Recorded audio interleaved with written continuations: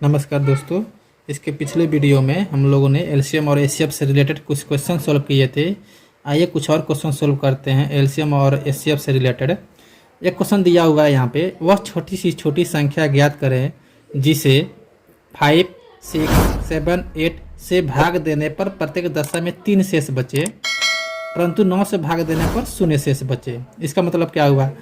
देखिए, वैसी संख्या ज्ञात करना, छोटी संख्या होनी चाहिए, छोटी संख्या होना चाहिए जिसमें भाग देने पर किससे भाग दिया जाए? 5 से, 6 से, 7 से, 8 से भाग देना है। किसी में? छोटी संख्या में, तो 3 शेष आना चाहिए जैसे। तो इसका मतलब हुआ कि हम लोग को एलसीएम निकालना है। एलसीएम का डिफिनीशन होता है वह छोटी संख्या जिसमें दी हुई संख्या से पूर्णतः भाग लग जाए। तो संख्या दिया हुआ है 5, 6, संख्या दिया हुआ है 5, 6, 7। तो हम लोग यहाँ पे इसका एलसीएम निकालते हैं 5, 6, 7, 8 का। ठीक, 5 ही रहेगा गुणनखंड। 6 का गुणनखंड करेंगे 2 × 3, 7 का 7 ही रहेगा, और 2 का 8 का करेंगे 2 × 2 × 2। यहाँ से एलसीएम अगर हम निकालेंगे, एलसीएम बराबर 5 गुणे 2 कितना है? 3, 2 × 2 × 2 गुणे यहाँ से 3 गुणे 7। आपको ये कितना आ जाएगा? 5 दूना 10, 10 दूना 20, 20 तिहाई 60, 60 21वां 840। ओके, अब देखिए ये एक ऐसी संख्या, ये आपका एलसीएम हो गया। ये ऐसी संख्या है यदि इस संख्या में 5 से, 6 से, 7 से, 8 से डिवाइड कीजिएगा तो आपको राशि जो शेष आएगा वो 0 आएगा। लेकिन हम लोग को शेषफल 3 चाहिए, इसमें हम लोग +3 करेंगे। ठीक, +3 करेंगे, अब यहाँ से शेष आएगा, आपको शेष आएगा 3। ठीक, लेकिन क्वेश्चन में क्या पूछ रहा है? शेष तो आ गया, परंतु 9 से भाग करने पर 0 शेष आना चाहिए। 9 से भाग करने पर 0 शेष आना चाहिए का मतलब क्या हुआ? देखिए, ये तो सोल्यूशन हो गया 3 शेष आने का, और 9 से डिवाइड करने पर शेष नहीं आना चाहिए, 0 शेष आना चाहिए। तो देखिए 840 गुने कुछ संख्या से अगर हम गुना कर दें यहाँ पे +3, तो ये सोल्व हो जाएगा। 840 गुने 2 +3, तो यहाँ पे आ जाएगा 1680 +3। अब इसमें देखिए, अब इस पूरे संख्या में इसको जोड़ लीजिए 1683। अब इस संख्या में 9 से डिवाइड कीजिए तो आपको शेषफल जो आएगा ना, शेष, वो 0 आएगा। लेकिन 3 से डिवाइड कीजिएगा, लेकिन अगर 5 से डिवाइड कीजिएगा, 6 से डिवाइड कीजिएगा, 7 से कीजिएगा, 8 से कीजिएगा, तो आपको शेषफल 3 आएगा। अब क्वेश्चन आता है कि मैं 2 से ही क्यों गुना किया? तो भैया आप 3 से भी कर सकते हैं, 4 से भी कर सकते हैं, 5 से भी कर सकते हैं। 8 ये जो है मेथड है, हिट एंड ट्रायल है, आपको चेक करना है। लेकिन यहाँ पे पूछा सबसे छोटी से छोटी संख्या, तो हम लोग 2 से ही ट्राई करेंगे। 1 से तो यहाँ पे ऑलरेडी है 840, 2 से करेंगे। अगर आपका सोल्यूशन आ रहा है तो ठीक है, नहीं तो फिर 3 से ट्राई करेंगे। ये हिट एंड ट्रायल मेथड पे है। एक क्वेश्चन एसएससी में पूछा हुआ है, एसएससी 2010 में पूछा हुआ है। ठीक, अब आइए कुछ और क्वेश्चन देखते हैं। एक क्वेश्चन दिया हुआ है 10,000 के समीपतम कौन सी संख्या है जो 3, 4, 5, 6, 7, 8 में से प्रत्येक से पूर्णतः विभक्त हो? इसके समीपतम चाहिए, तो सिंपल पल इसका एलसीएम निकालिए।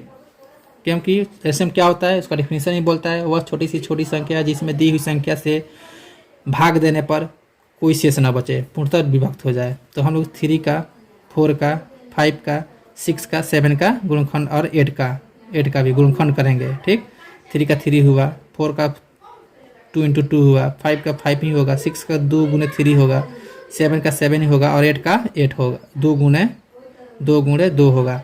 यहाँ से अगर हम लोग एलसीएम निकालेंगे, 3 गुणे 2 × 2, 2 × 2 × 2 गुणे 5 गुणे 7, 3 दूना 6, 6 दूना 12, 12 दूना 24, 24 × 5 120, 120 में 7 से गुना कीजिए, 12 × 7 84, 840। आपका एलसीएम कितना हुआ? 840। अब ये बोला ये तो आपका आंसर ठीक है। जब इसमें डिवाइड कीजिएगा 3 से, 4 से, 5 से, 6 से, 7 से, 8 से, तो आपको जो शेषफल आएगा ना 0 आएगा, पूर्णतः विभक्त हो जाएगा ये। लेकिन हमको आंसर क्या चाहिए? 10,000 के समीप, ये है 840। अब हम इसमें गुना करेंगे। अगर हम 10 से गुना करेंगे तो कितना आएगा हमारा? 8040 आएगा, 8400 आएगा हमारा। लेकिन हमको चाहिए 10,000। अगर हम 11 से गुना करेंगे, 11 से गुना करेंगे तो मेरा कितना आएगा? इसमें 8 और जोड़िए, 8000 8400 प्लस 840, ठीक। तो ये लगभग अगर आप इससे ट्राई कीजिएगा तो आपको 10,080 के आसपास में ये संख्या आएगा जो यहाँ पे मैच कर रहा है। आपका ये ऑप्शन डी हो जाएगा। आप ट्राई कीजिए। कैसे ट्राई करना है, 840 से हमने यहाँ पे एलसीएम निकल लिया, 10 से गुना किया, नहीं मैच किया, फिर 11 से करेंगे वो भी नहीं मैच किया। अच्छा ये होगा क्या, ये होगा क्या, इसको भी ट्राई कीजिएगा आप, इसको ध्यान में रख करके ट्राई कीजिए। 844 इसको, इस ऑप्शन को भी ध्यान में रखिएगा। 8400 तो ऐसा ही हो गया, ठीक। अब 11 से गुना कीजिएगा तो देखिएगा किसके समीप जा रहा है, इसके समीप जाना चाहिए। देखिए इसके समीप नहीं, इसके समीप जाना चाहिए, ये जाएगा आपको, ठीक। आइए एक और क्वेश्चन देखते हैं। 6 घंटियाँ एक साथ बजनी आरंभ हुई, यदि 1 घंटिया 2, 4, 6, 8, 10, 12 सेकेंड के अंतराल में बजे तो 30 मिनट में कितनी बार ये इकट्ठी बजेंगे। कुछ नहीं, सिंपल इसका एलसीएम निकालिए। 2 का, 4 का, 6 का, 8 का, 10 का, 12 का। 2 का, 4 का, 6 का, 8 का, 10 का, 12 का। 2 का 2 गुणनखंड हुआ, 4 का 2 गुणे 2 हुआ, 6 का 2 गुणे 3 हुआ, 8 का 2 गुणे 2 गुणे 2 हुआ, 10 का 2 गुणे 5 हुआ, 12 का 2 गुणे 2 गुणे 3 हुआ। यहाँ से अगर आप एलसीएम निकालिएगा, एलसीएम इक्वल टू सबसे ज़्यादा 2 कितना है, क्यू है, गुणे, फिर यहाँ से 5 कितना है, 1 है, 5 गुणे 3 कितना है, सिर्फ 1 ही है, 3 गुणे, अब कुछ नहीं है, कोई गुना में नहीं है, सिंपल इतना ही है। 8 45 120, ये आपका 120 सेकेंड हुआ। अब देखिए 120 सेकेंड पर जैसे ही 120वां सेकेंड आएगा तो ये जो घंटी है 1 2 3 4 5 6 घंटे जो है ये सभी घंटे एक साथ बजेंगे। 120 सेकेंड पर एक साथ ही बजेगी। लेकिन भाई 121 सेकेंड होगा तो एक साथ नहीं बजेंगे। तो इसमें क्वेश्चन क्या पूछा, 30 मिनट में कितनी बार बजेंगे। तो 120 सेकेंड बराबर कितना हुआ, 2 मिनट। तो 30 मिनट में कितनी बार, 15 बार। 30/2 इक्वल टू 15। लेकिन ये 6 घंटियाँ एक साथ बजनी आरंभ हुई है तो प्लस उसका 1 कर लेंगे, +1, ठीक। तो यहाँ से कितना हो जाएगा, 16 बार बजेगा, 16 बार। यहाँ पे आपको ऑप्शन में दिया रहेगा तो 16 बार टिक करते हैं। एक बार समझा देते हैं। इसका एलसीएम 120 हुआ, 120 सेकेंड में आया है। इसको मिनट में कन्वर्ट करेंगे 2 मिनट होगा। यहाँ पे दिया है 30 मिनट में कितनी बार इकट्ठी बजेंगे, तो 30 में डिवाइड कीजिए 2 से, 15 बार हुआ, 15 बार इकट्ठी बजेंगे। लेकिन यहाँ पे बोला कि 6 घंटे एक साथ बजनी आरंभ हुई है तो +1 कर लेंगे, आपको 16 बार बजना आरंभ होगा, ठीक। आइए एक और क्वेश्चन देखते हैं। 14 नंबर क्वेश्चन बोल रहा है कि ऐसी 2 संख्याएं ज्ञात कीजिए जिनका योग 216 तथा 227 है। तो देखिए हम लोग जानते हैं 2 संख्याओं का गुणनफल इक्वल टू 200 × 200 होता है। लेकिन यहाँ पे दिया क्या है, 2 संख्याओं का योग। हम जानते हैं अगर हम 200 के गुणज में अगर गुना करके लिखें तो संख्या प्राप्त हो जाता है। 27A + 27B इक्वल टू 216 दिया हुआ है। यहाँ से 27 कॉमन लीजिए, A + B 27 कॉमन लीजिए, 216/27। यहाँ पे इसको डिवाइड कीजिए, 8 टाइम में 1 कट जाएगा, राइट। A + B कितना हुआ आपका, A + B इक्वल टू 8। अब देखिए यहाँ पे हिट एंड ट्रायल मेथड लगाइए। A और + B इक्वल टू 8 है ना, तो 8 को हम किस तरह से ब्रेक करेंगे, किस तरह से तोड़ेंगे कि A + B का वैल्यू दे करके 8 हो। 3 + 5 कर सकते हैं क्या, हाँ। 7 + 1 कर सकते हैं क्या, हाँ। 6 + 2 कर सकते हैं क्या, हाँ। अब देखिए यहाँ पे मैं इसके पहले वाले कंसेप्ट में बताया था, एचसीएफ के कंसेप्ट में मैंने बताया हुआ है कि ये जो A और B है ना, ये सह अभाज्य होती है, सह अभाज्य होती है, सह अभाज्य होती है, ठीक।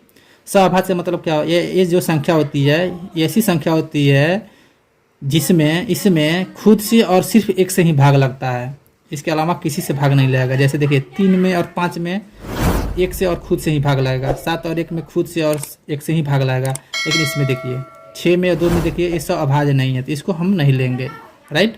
इसको केयर करेंगे। यहाँ से 2 संख्या निकल के आएगा। यहाँ पे A का वैल्यू 3 और B का वैल्यू 5।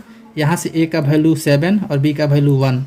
यहाँ से संख्या निकालिए, संख्या निकालिएगा तब आपको आ जाएगा 27 से 27 × 3 एक संख्या हो जाएगा आपका, और 27 × 5 दूसरी संख्या हो जाएगा। यहाँ से संख्या निकालिएगा 27 × 7 एक संख्या हो जाएगा आपका, 27 × 1 दूसरी संख्या हो जाएगा आपका। तो आपको 2 ऑप्शन होगा यहाँ पे, एक A एक A। ऑप्शन में जो मैच करेगा वो आपका आंसर हो जाएगा, ओके। इस तरह से हमने एचसीएफ और एलसीएम पर आधारित क्वेश्चन को सोल्व किया है। इस तरह से एलसीएम और एचसीएफ का चैप्टर फिनिश हो गया। यहाँ पे हमने 1 बाई 1 करके पहले एचसीएफ पढ़ा, फिर एलसीएम पढ़ा, फिर एचसीएफ और एलसीएम में रिलेशन क्या है उसका कंसेप्ट पढ़ा। इस तीनों पे आधारित क्वेश्चन को सोल्व किया। लगभग एलसीएम और एचसीएफ को मिलाकर के हमने 50+ क्वेश्चन सोल्व किया है एग्जाम्पल के तौर पे। आप उस वीडियो को देखिए, समझ में नहीं आ रहा तो कमेंट कीजिए, हम पूरी मदद करेंगे आपकी। हमने जो भी कंसेप्ट एचसीएफ और एलसीएम में बताया हुआ है वो फुल डिटेल्स में है। आप उसके अंतर तक जा कर के देखिए, झांकिए कंसेप्ट क्या है। मैंने जो भी कंसेप्ट दिया इस पर कोई भी क्वेश्चन आप एचसीएफ और एलसीएम से रिलेटेड क्वेश्चन सोल्व कर सकते हैं। किसी भी बुक से सोल्व कीजिए, कोई प्रॉब्लम नहीं आएगा। अगर आपको इनकेस किसी प्रकाशन से, किसी बुक से आपको कोई सोल्यूशन नहीं मिल रहा है, कोई प्रॉब्लम आ रहा है क्वेश्चन को सोल्व करते समय, आप कमेंट कीजिए, हम उसको एक बार रिकवर करेंगे। Okay, thank you.